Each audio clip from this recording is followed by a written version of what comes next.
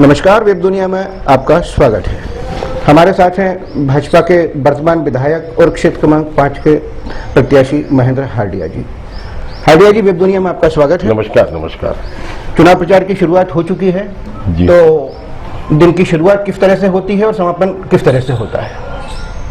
देखिए, मैं प्रतिदिन सुबह बहुत जल्दी उठने की आदत है, तो इसलिए मैं आज भी यूँ 4 बजे उठता था पहले। अभी मैं 5:30-6 बजे उठ जाता हूँ। उसके बाद मुझे जो सुबह 1 घंटा 6 से 7 जिन लोगों से मुझे व्यक्तिगत बात करनी होती है उनके घर जाता हूँ। फिर 1 आध घंटे में बात करके वापस नहीं आता हूँ। उसके बाद अपनी जो कार्यक्रम नियत तय हैं उनके लिए निकलता हूँ।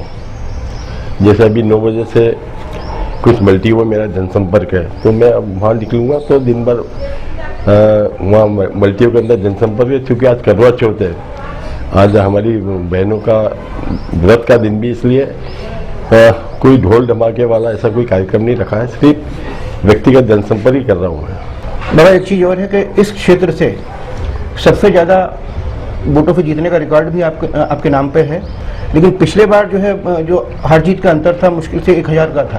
तो इस बार किस तरह की तैयारी है आपको लेकर? नहीं, ये तैयारी हमारे संगठन स्तर पर पिछले 5 साल से चल रही है और हमारा कार्यकर्ता प्रत्येक बूथ पे सक्रिय है। हर पन्ने का एक प्रमुख बना है और एक समिति बनी है। उसका काम ही वो 30 मतदाता पद तक काम करना है। तो ये समझता हूँ कि इस बार वोटिंग परसेंटेज भी अधिक होगा और जीत का मार्जिन भी अधिक होगा। तो वोट आप किस नाम से मांग रहे हैं? मोदी जी के नाम पे मांग रहे हैं, पार्टी के नाम से मांग रहे हैं, या आपने जो काम करवाए हैं उनके नाम से मांग रहे हैं? देखिए, वोट जो मांगे जाते हैं वो पार्टी के नाम पे मांगे जाते हैं, प्रधानमंत्री काम के नाम पे मांगे जाते हैं, शिवराज जी के काम के कारण में मांगे जाते हैं, हमारी नगर निगम ने जो काम किए उसके लिए मांगे जाते हैं। और मैंने इन 20 सालों में जो काम किए वो सब जनता के सामने, कोई छुपाने की बात है नहीं। उसके अंदर उसके लिए हम जनता के पास जा रहे हैं। तो ऐसे कौन कौन से काम हैं जो आप लोगों को बता सकते हैं कि जिनके आधार पर वोट मांग रहे हैं?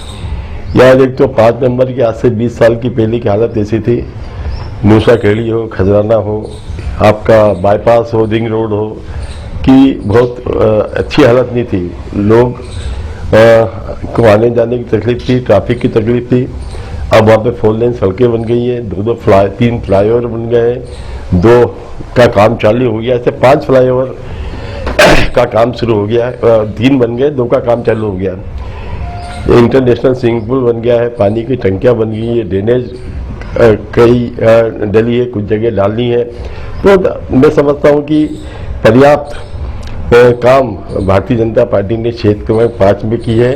और सबसे अद्भुत काम किया है हमने, हमारे प्रधानमंत्री जी की योजनाओं का लाभ, हमारे मुख्यमंत्री जी की योजनाओं का लाभ जो सीधे सीधे हमारे कार्यकर्ताओं के माध्यम से जनता को मिला है, किसी सरकारी कर्मचारी के माध्यम से नहीं मिला। वो भारतीय जनता पार्टी का कार्यकर्ता घर घर तक गया लोगों के, और उसने उस योजना का लाभ उनको दिलाया। तो इसलिए हमारे कार्यकर्ता और जनता का सीधा संपर्क है, और उसका परिणाम आपको दिखेगा कि यहाँ एक बहुत अच्छे कंफर्टेबल मार्जिन से भारतीय जनता पार्टी जीतेगी। इस बार पूरे प्रदेश में कहा जा रहा है कि एंटी इनकम्बेंसी है, तो उससे किस तरह से निपटेंगे? एंटी इनकम्बेंसी मुझे कहीं दिखे नहीं।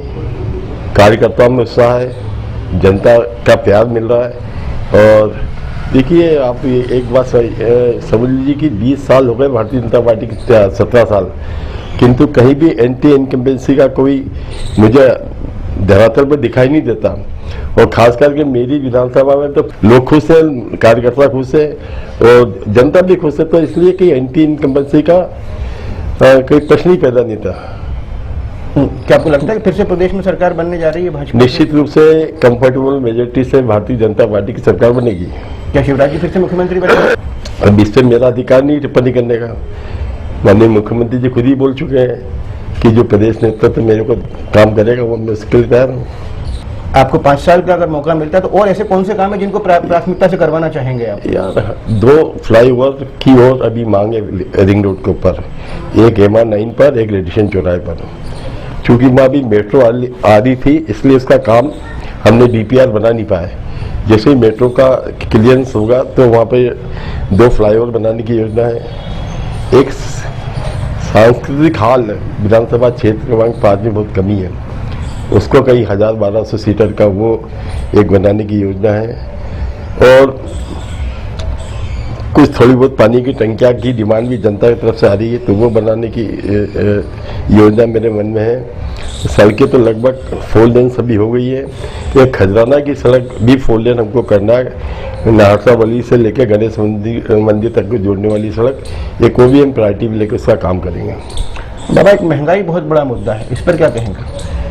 तेलंगाना राजस्थान से तो कम महंगाई मध्य प्रदेश में सर्वे आया है, सरकारी सर्वे आया है कि तेलंगाना और राजस्थान में मध्य प्रदेश से ज़्यादा महंगाई है। तो इसलिए महंगाई कहीं से कहीं तक कोई मुद्दा नहीं है। या लाडली बहना को 1500 रुपये कर दिए माननीय मुख्यमंत्री जी ने, गैस की टंकी 450 में कर दी। तो मैं समझता नहीं कि आम जनता बहुत खुश है। ठीक है बाबा, वेब दुनिया से बात करने के लिए बहुत बहुत धन्यवाद। और आम आदमी उनसे सहज तरीके से बात कर पाता है और उनसे मिल पाता है। और जो भी उनको कांटेक्ट फ़ोन पे करता है, बाबा साहब किसी कारणवश नहीं उठा पाते हैं, तो उसको वापस उसको कॉल करके उससे पूछते हैं हालचाल। और इस कारण से बाबा इतने लोकप्रिय हैं। निश्चित ही लोगों में जोश के साथ जुनून है कि बाबा को 17 तारीख के दिन सूर्य की पहली किरण के साथ कमल के फूल का बटन दबा के 5 बार बीजे बनाना। सारी लाडली बहनों में एक उत्साह है, सारे कार्यकर्ताओं में उत्साह के बाबा को जिताना है। जितने काम उन्होंने किए हैं आज उसको रिजल्ट देने का मौका पब्लिक के अंदर आया है।